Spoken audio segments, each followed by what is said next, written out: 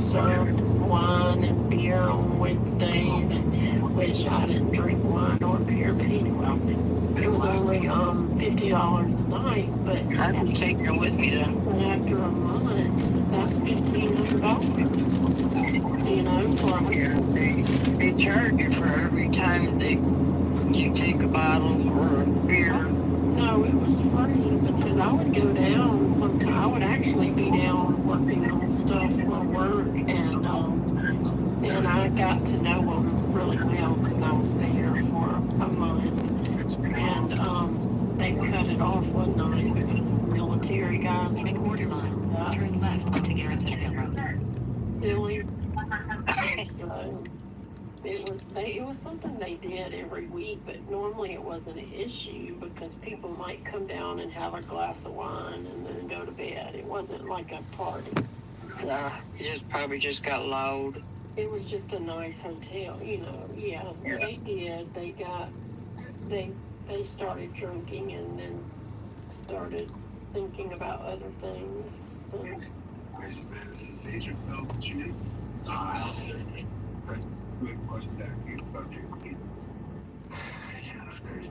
But you know, I ended up getting into it with Linda. I'm sorry, you know, I can't keep my mouth shut. Yes, we do. Well, it was just nasty, and I was tired of hearing it. And I'm ready for my dog. I'm bringing my dog to Virginia this time. Joey, where in Virginia did Turn you left live onto at? Garrisonville Road, State Route 610. Virginia. Where's your family? I'm not from Virginia. Because you kept saying you was from Virginia. No, I'm from Georgia.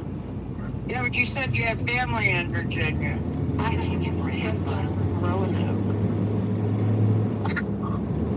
Oh, see, when you said you glad you're going to be back home or in the area, I thought you were talking about Virginia. I am coming to Virginia. Yeah, she's talking about being there around the stuff, so she can go see the family. Well, and to be honest, what I'm doing now, the needs, like I'm getting at least one, if not 2 or 3 calls a day, and they're all from Virginia, North Carolina, or Georgia. And my home is in Georgia, my daughter's in North Carolina, my other family's in Virginia. So, you know, that's just where the needs are, and I don't mind working. I mean, I gotta work. I'm poor, and at the same In a time, quarter mile, to your right. get my little information and help a little bit. If I just help one person, then I'm doing my job.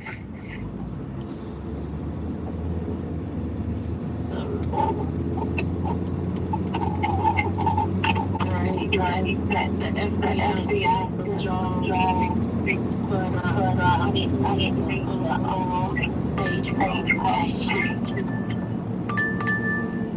Turn northwest on Garrisonville Road, State Route 610. Then, in 800 feet, turn right onto Staffordboro Boulevard, State Route 684. In 300 feet, turn right. Something like that? It was for help. It was to go in and investigate. Turn right. You know, different disease. But I was going to Drive southeast on Prosperity Lane, State Route 1413. At that point, Then, I in already, 400 feet, before turn I right. saw the age, I was like, no, I can't do this. That's where I was born at Quantico Marine Base, 1959. I got an offer from there the last time I was up there, but it was just because I ran into someone and they just knew someone, but I couldn't. I mean, it was a full time.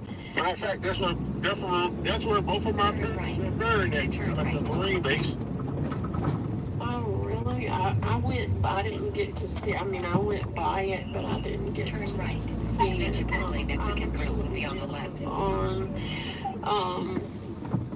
Like my windows rattle from it. It's been Fort Benning my whole life. But Chipotle Mexican Grill is on the left. Change it because of the you know, all the monuments, and they're changing all the, to Fort Moore, I think, and it's the largest infantry base in the U.S. in Columbus, Georgia.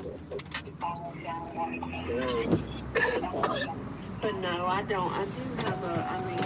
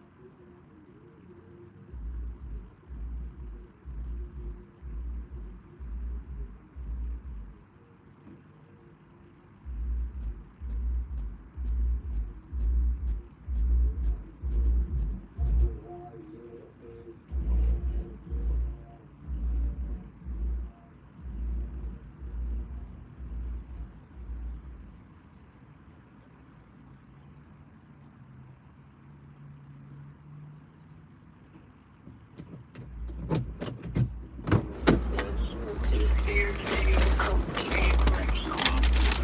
But in Virginia, you don't have.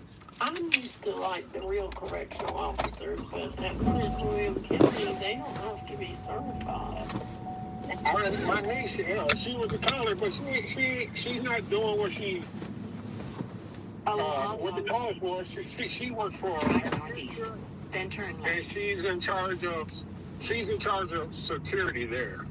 Right. She's like the head person in security at Accenture in Arlington.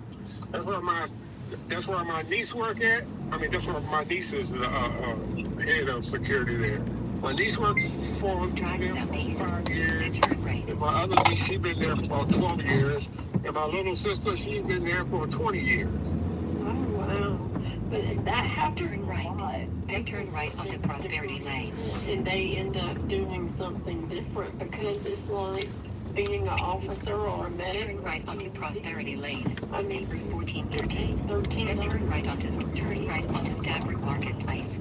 Then turn right onto When I Garrisonville Road. graduated nursing school, I was Turn right onto Garrisonville Road, State Route 610. on the ambulance for experience, and I wanted to keep doing it, and they said we'll have to pay you paramedics pay, and it was Continue for 4 miles. $15.70 an hour, and I told them I can't afford to do that. I think my niece, I heard. Julia, how much an hour? Julia, how much was that an hour? $15.70 for a paramedic. Oh, fuck that. And they have a That's lot. bullshit. Now, I'm sure That's that bullshit. was 20 years ago. Yeah. So, but they don't get paid, and they do a lot. Like, they can intubate, and I can't intubate without a certification. Yeah. It's a lot. I think my niece in her department where she's whatever, she's like, she may be 31 now, and she's probably making, she probably making about 80,000. yeah, and Or more. that's right. Oh yeah, but if she had just went to be like I have never seen, and I mean, I still know COs that I've worked with, and they were mad when they saw the salaries these COs are making. But that's hush money because superintendents don't make that much. And I supervised at a jail that was it was bigger than Prince William County, and it was worse than any prison I've worked at as far as just the types of people. But they even did 6 months patrol, 6 months they were post-certified. You know, Julia, a lot of the conversation when you start talking about numbers and salary, the conversation and the focus is not even is they're abused, is why are they getting paid so much? And why is there such a difference? That's why I told you that just posting that information was going to get attention, even if it weren't. They might not be upset for the same reasons we are, but I knew the pay scale was going to change. Exactly. I mean, you got police officer getting paid what, $70,000 a year, and you got correctional officer getting paid $150. Like, how does that make any sense? And the requirements because I looked it up. The requirements. I mean, they have the job offer was a high school diploma or GED and no higher level misdemeanors. You could have a lower level misdemeanor and be a CO, and you won't find anywhere else. I mean, you might, but I've never seen it. That's crazy. And then they think that they have the authority to give out punishment. Are you kidding me? They are just there to enforce the rules, and if they don't follow them, then all they can do is write up, and then it goes away. But that is where their supervisors are not enforcing it. That's crazy. And that's what I told Kepler in the email I sent when he said that he had whole faith in his officers, and I just tore him a new one because they didn't even know the policy. Well, Julia, did you know that I've got documents, and now we're finding this, right? We had no idea. I mean, well, let me leave. We'll talk more about what I'll leave it for the podcast, because this is a can of worms that I want to unpack. It's going to be a 2-hour conversation. It's a can of worms once you unpack it. We'll talk later. I'll talk about it later. That's fine. Yeah. But I mean, it's very. There's so many levels that it's not just. I mean, it's federal laws that are being broken, state laws that are being broken. I mean, and I have tried. That's what I even talk about it in my letter to Mustafa. I'm like, Mama wants me to come work there, and I'm trying. I applied 3 times so far. I'm overqualified. I offered to take a pay cut, and I even told the senator that I've applied, and I was willing to help them get medical. You know, I have the credentials and have actually done it before, and but they won't they won't give me an offer. But if they ever do, I will come. Because I'm not against the facility, I'm against the people that are doing wrong and the people that are letting it go on. Exactly. This is not personal. This is not against blah blah blah. We want them to do their job. Like if that's the conversation, that's a very disturbing conversation. Right. No, and that's what I told the senator. I said, no more, no less. Which senator is this? McFly. McPike. Yep. And because he was asking me about Rodney's case, and Yeah. I said, well, and I'll tell you all about it later, but Okay. he said, well, what about the officer? And I said, well, sir, with all due respect, I feel sorry for him. I said, but I have family members that are officers. I have a family member that flies a copter for the FBI, and I'm a nurse for corrections and mental health, and I've been hit, I've been punched, I've been thrown airborne. I said, but I chose to come to work that day, and I chose to come the next day. So that is something they choose to take that. I said it's no different than what if they get shot on duty. I don't wish it on any of them. This is a recent conversation. It was about I think that was about 6 months ago. 6 months ago. Was it an email? Was it a phone number? Was it in person? What kind of conversation was it? No, it was on the phone. Phone conversation. Okay. Yeah. I mean, this. I'll tell you, this is the pressure. This is the kind of pressure that is gonna have them look into what's going on. I mean, we want these individuals Right. to look into it.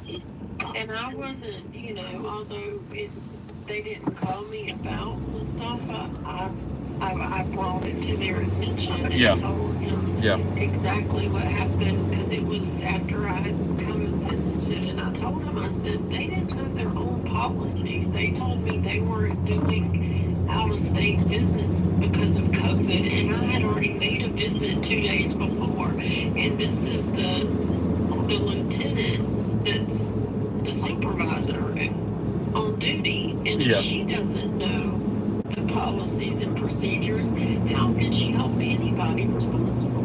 Exactly. That's true. And I just told him, I said, I mean, same thing I told Kepler. I mean, just for walking in the lobby, you're in violation of federal law, state law, because that plaque is out of date and that company doesn't exist. And I just went off on them. But I've got to get my crap packed. Well, I'm gonna tell you, Julia. I'll tell you this.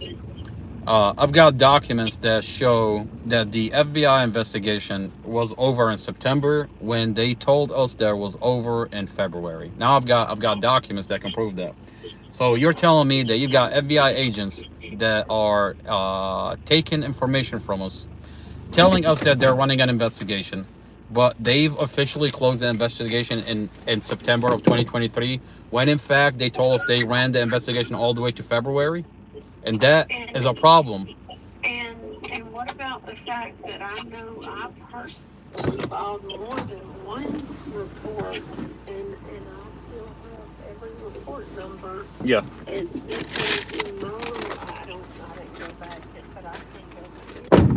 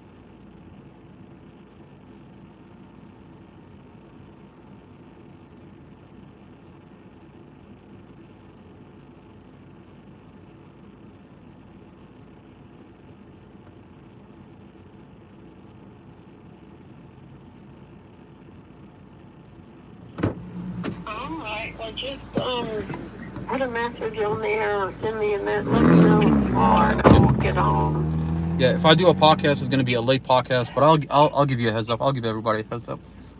Okay. And if you need anything tomorrow, you know if I can do it, I'll be on this week. Julia, love you, man. You do a lot. You do a lot behind the scenes. I'm just Love you, reminding Julia. you. Be safe. Sure, I will. I'm just getting everything ready, and but I'll try to hop on later. Okay. Everyone have a good evening. You too. I'll talk to you later. Have a good evening, Bustos. It's Becky and Dre and Mama. You rest, and if you want to try later, you message me, and I'm not worried about tomorrow, and I will find a way to get one there. Rock and roll over with me. And you don't have to get up to answer me. I'm just saying you have my number. That's funny. That's There you go. Well, I mean, I'll be up. I'm just gonna get some stuff done. But talk to you all later. Talk to you later. All right. Hey, truck driver lady, what you doing with that wheelchair you showed a while ago?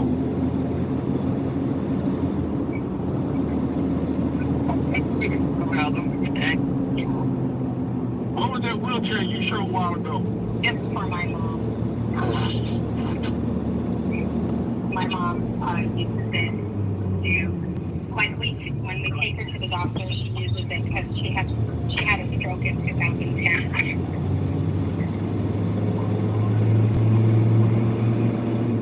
So it's not for me, Dre. The only time I use it was when I had to walk a long way. Yeah, that's when we use it for her. Yeah, when I took my mother before she passed, she was in a wheelchair for about the last couple of years. She had a fall. She had about 4 or 5 falls, and she was on dialysis, and everywhere we went, I was rolling down 2 steps on the front porch. They put her in the car. They break the wheelchair down. Put that in the put that wheelchair in the trunk. Then get to where it's going at. You got to get the wheelchair out the trunk. Then you got to roll around her. Then you got to get her in position to sit down in the wheelchair. Sometimes you got to do that 2 or 3 times a day. If doctor's appointment, hairdresser, or whatever, it became hard on the body. Yeah. But I would do it all over again if she was still here. Yeah, the accident that I got a hold to handicap foot. Well, we're get the ramp and everything.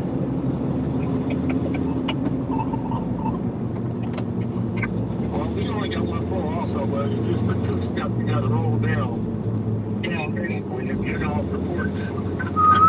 that's my house is on the steps. Well, the one's got a ramp. This is what happened to me. I took her for a doctor's appointment one time, and it was downhill. We had to park uphill, and she doesn't hear very well. And so I told her, I said, Mom, put your feet down. I'll be right back. We didn't put the brakes. She didn't hear me. She was rolling down the hill. You know what my sister did to my mother? She had a cast all the way up to her yaha. Well, my sister was pushing her down the road and come to a curb. Well, you take them back out. You take them down a curb backwards. She took my mom down forwards. And she went foot first and was standing on her cast. Now we had to get the neighborhood out to get her back up because she was a big lady.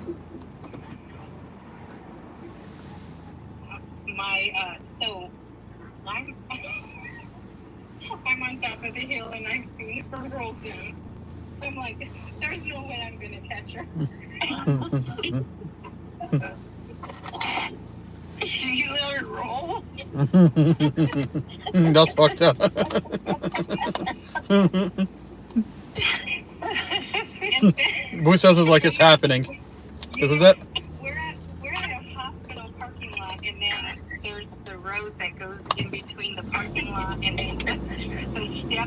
into, you get into the hospital. Oh my, and then there's the curb. I could just see her hit that curb and fall. Oh, it was hilarious, but it was scary. Now it's so funny. You laugh when you know that she was safe. It's like, Mom, did you hear me yelling at you? Like, no.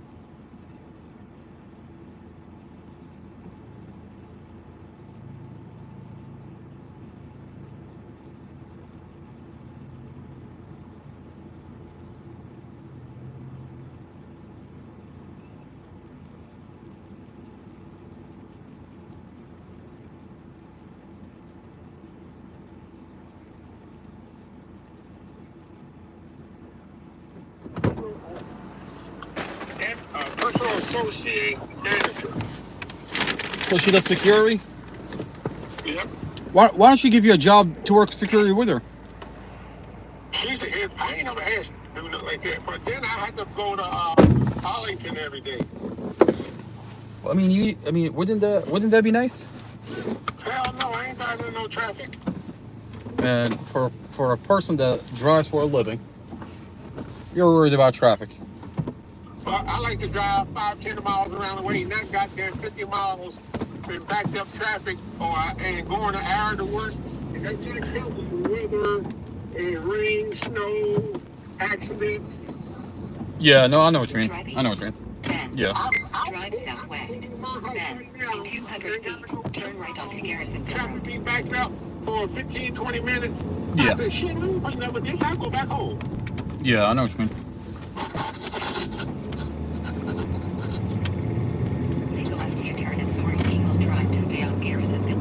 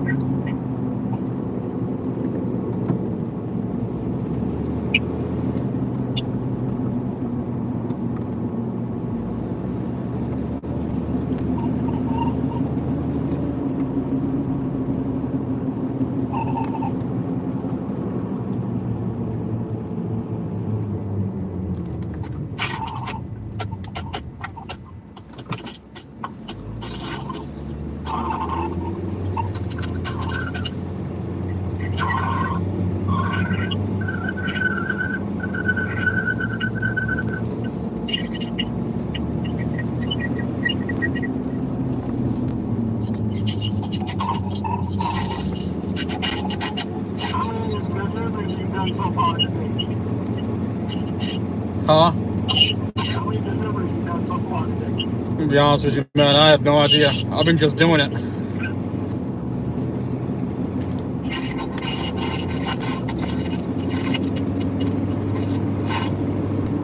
But I'm having fun doing it, you know what I mean? It's a lot, but you know. You know the most. You know like I said, I like doing people, but I don't like doing people. Yeah. Doing people, you don't ever have to get out your car besides when you go home. Yeah. But the minute they step in your car, everything that you do, if you hit the brake, if you're speeding in their mind, whatever, they taking notes, whatever, then they turn all this shit into, and they do exactly what you do when you're out and about with people. Which they're allowed to do it. They're in the back seat, because they all sit on the right hand side. They're in the back seat with their phone up, like I don't know, but they can, like I said, they can do it. And they're videotaping you from the time they get in their car till the time they leave. You get a message saying this rider may be video recording you.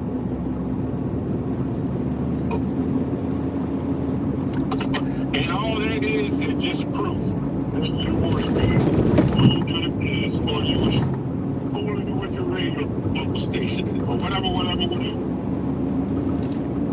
Yeah. You hit the brake hard. I mean, You turn the curb hard. yeah. Now you know how Elaine feels.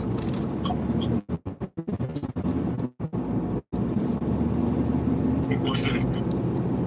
You said your passengers are video recording you? I said, now you know how Elaine feels. But I said though, the passenger allows for it to. Yeah. Like I said, every now and then you'll get a video. I mean, this before you pick this person up. Yeah.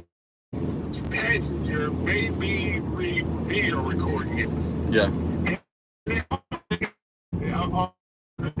Uber, they also got a thing on your phone now where you can, through your phone, you can have it's like a dash cam basically. Yeah. They can see what all goes on your car while you're driving. They can hear your radio and all that stuff. You know, just in case something goes wrong.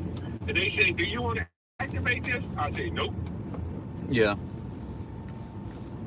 Only because if I'm listening to Howard Stern or, I mean, it don't make no difference if you're doing food, but when a passenger get in here, sometimes, well, most of the time when a passenger get in, I'll change my station to whatever I think suits them. Yeah. Sometimes they'll.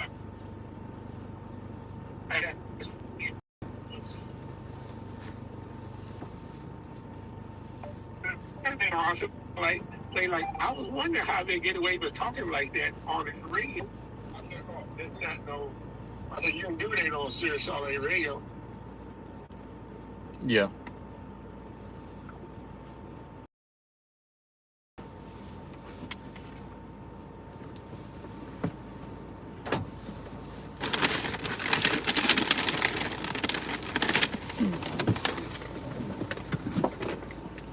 Right, can you hear me?